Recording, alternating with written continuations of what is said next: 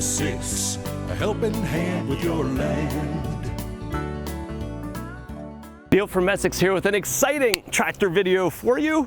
I'll tell you a little bit about the upgrade path that I am taking, trading out my Kubota B3350 for the new model, the LX3310. I've been the owner of a Kubota B3350 for about a year now. I purchased about an 11-acre property here a couple miles away from the store where I've been doing some work and needed a machine that I could leave out there in order to get it done. So while I'm on and off of different equipment all the time, and we've got a rental fleet back here to pull some stuff from, it was becoming problematic enough that I was actually buying my very first tractor. Up until owning a B3350, a push mower was the largest piece of equipment in my garage, and that had changed. So for about a year now, I've been running the 3350, and it has actually done fairly well for me. This machine has had a handful of engine emissions problems if you look at them online. This machine was tuned and fixed and set up properly that I actually got some good service out of it. The tractor did just fine for me for the most part.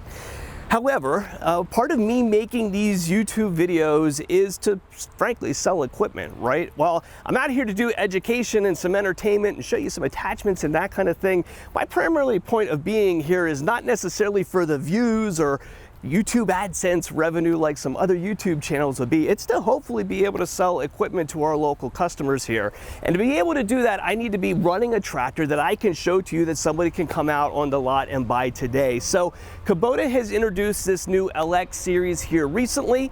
The old B series tractor, the 3350 and the 2650, are being retired and being replaced with this LX 2610 and 3310.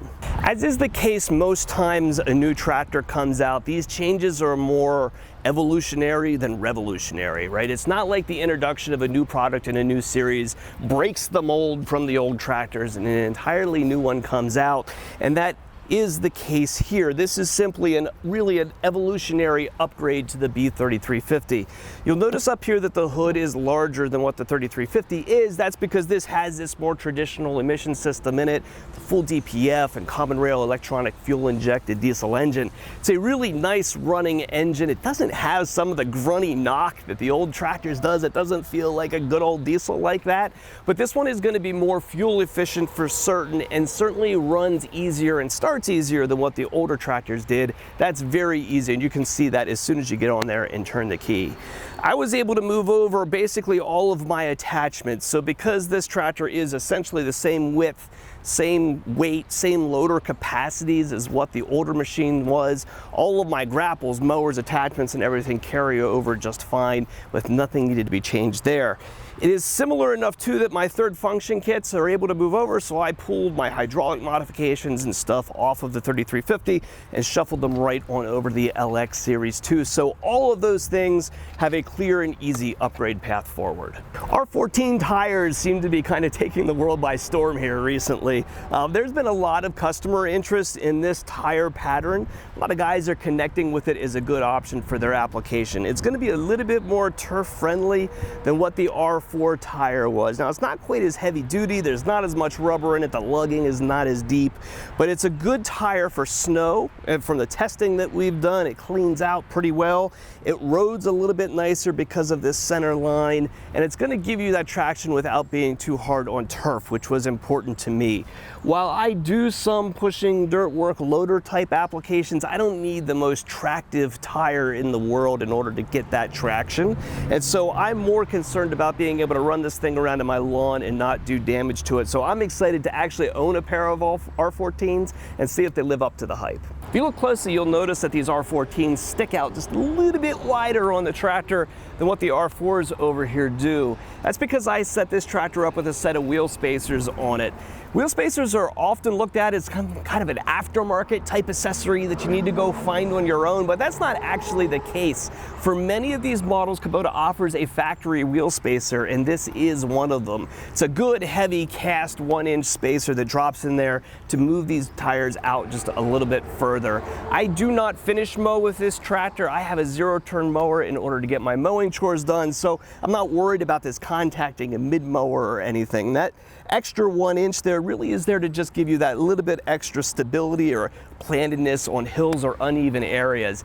In addition to myself, my wife and kids do run this as well, so that for me was very much a safety consideration as well. While I never felt like I needed to have wheel spacers on my old tractor, as I see the rest of my family getting on this more often, that little bit of added safety is worth it to me. I don't feel that enough money can be spent by a tractor company on seats. Every dollar that is spent on a seat is money well spent.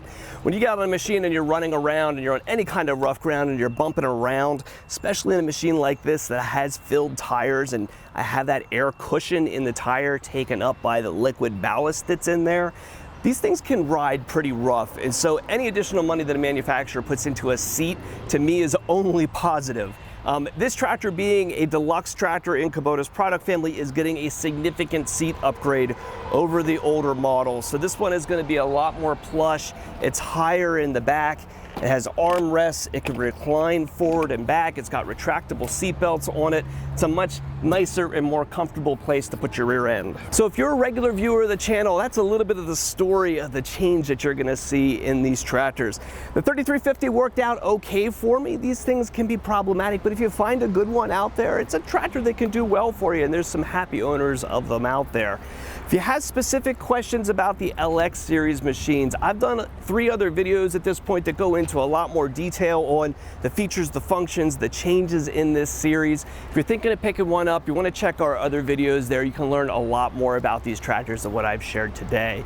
Go ahead and subscribe to the channel if you want to see this machine out actually getting dirty and getting some hours on it. That's where we're headed, so join us here.